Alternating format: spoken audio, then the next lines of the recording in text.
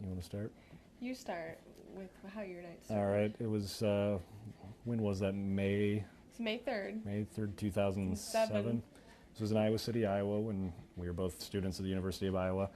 A good friend of mine had been going through a bad time with his lady friend, and they had split up, so it was one of those nights where he just wanted to get out with the guys and forget all about her, and we figured we'd help him with that, and we went to this bar that we never usually went to. That's why I know that this is a true story. So we were usually never there. But we started having lots and lots of drinks, and that's honestly, as unclassy as that sounds, all I really remember from the night. My friend Mandy is helping with our wedding, she had got entered into this winter trip to Vegas. And she told me, it was like right before finals, and I was so homesick. She's like, if you come with me, because I'm in the next round, I will take you to Vegas. It's a trip for two. So I was like, okay. And we went to Bo James, and you had to pick a key, and if it unlocked the lock, you won the trip. Well, we didn't win it, but we told everybody we did, and we're like, let's go celebrate, and just being, stupid, and, we're just about ready to graduate. So we went to Sports Column, because that's where Mandy had met her husband. We knew all the bartenders there, so it's easy to get drinks and stuff there. Oh. Oh, come on. Hey. Sit down. Would you like to tell the story? Shh, stop it. You were around then. Yes, you were at home.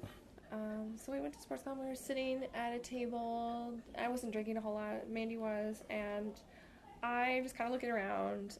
I see this guy over at the bar looking at me. And, okay, whatever. And just, hanging out. Like, he keeps looking at me. And she's just like, Mandy, do you see that? Like, am I crazy? She's like, no, like, he's looking at you. And she's like, he's wearing a Tool shirt. And I was wearing a Rob Zombie shirt. She's like, you should go talk to him. She'd had a few drinks. She's like, go talk to him. I was like, no, I'm sober. I can't just go with some guy in a bar and talk. So I go up to the bar, and I squeeze between two guys. One's the guy that keeps looking at me. And I'm like, hi. And he's just like, hey. And there's a mirror behind the bar, so I'm watching him through the mirror. It's really crowded. I'm like, well, why is this guy looking at me if he's not going to, talk to me? So I'm watching him, and he's looking away, and I pretend to get, pushed into him, and I'm like, oh, I'm sorry. And he's like, that's okay, and, turns and starts talking to his friends, and, completely shoots me down. So I go back, defeated to Mandy with her drink, and I'm just like, he, did not want to talk to me. So a few weeks go by, and a friend who had started dating a new person recently was like, hey, my boyfriend has a friend, it's his roommate. And he's really cool. He likes the same music as you. He's a really nice guy. You guys should meet. And I was like, oh, okay, yeah, whatever. And a couple weeks later, we end up going over to that boyfriend's apartment. And all these girls. And they're like, we're going to go pick up the boys. We're going to go bowling. And I want you to meet Andy's roommate. And we get in there. And I walk in. And the guy from Sports Column is sitting on the couch. And I was like, oh, God. And, they don't really introduce us, and everybody's going bowling, and they're like, Bob, come on, let's go bowling. He's like, I don't want to. I had just got off of work and was still wearing my work clothes and had to wear a hat and everything. I was gross. And I didn't know at all that we had met or anything about it. So, but I just felt gross, and I was like, I'm not going out with all these, cute girls, and I'm not doing that. So she assumed that it was because I just thought you recognized me and was like, oh, it's a girl from Sports Column. And in all reality, I didn't really remember anything. So I tell this story to everybody during bowling, and they're like, I think somebody had been there with you, and they were like, we were wasted, and he was looking at you, it meant he liked you, he thought you were hot, and so everyone's just cracking up and laughing, and I'm like, no, I don't think he likes me, and so that everyone's like, oh, we're going to go home and give him crap. And they did. I got a lot of crap. But you didn't know which girl I was. Yeah, I just knew that they said that this one girl you were checking out, and she remembered you, and you failed hard on that one, and I didn't know what was going on. But then a few weeks after that,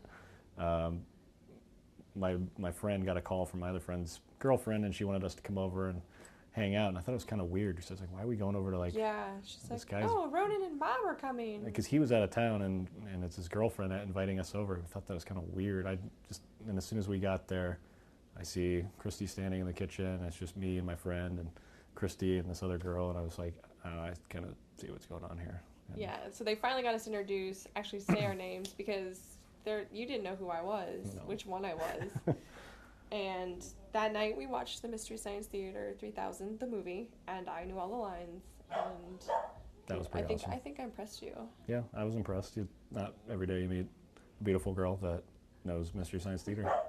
And then you and I and Ronan walked to the Deadwood, Mm-hmm. and that's when we discovered there was pub trivia on Tuesday, and I was like, we should do this. And then you guys... It's one of the first things we ever did. Yeah, and I got up and went to the bathroom, and Ronan said something to you. Yeah, Ronan said he knew that he had sort of arranged us to meet, and he knew that we had things in common, and I obviously was into you. And remember, you got up to go to the bathroom, and he just turned to me and he was like, "You're welcome." I just gave it to you. Set that up for you. So.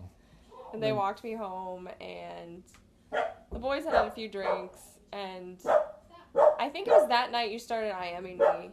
And I think you must have just been like hanging out at home drinking, because, oh, you're so cool. It turned into like, I love you so much. Like, we need to hang out. Yeah. I was like, whoa, this guy's gone from not wanting anything to do with me and to like Confessing my love for you on yeah. the second time I met you. So That's why I always tell her that she doesn't need to worry about me running off with another girl, because I have no game whatsoever.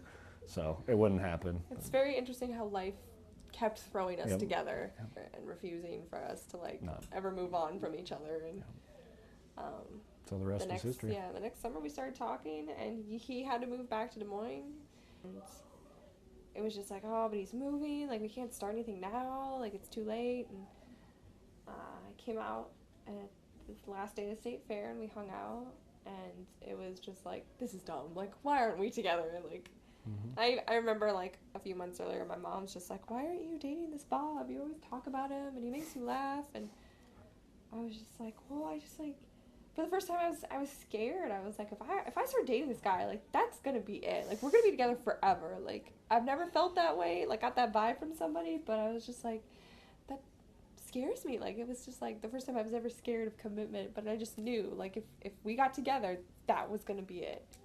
And here we are. And here we are, getting married. That's pretty much the story. That's how we met. That is the story. That is the story of Yeah. how Bob and Christy met.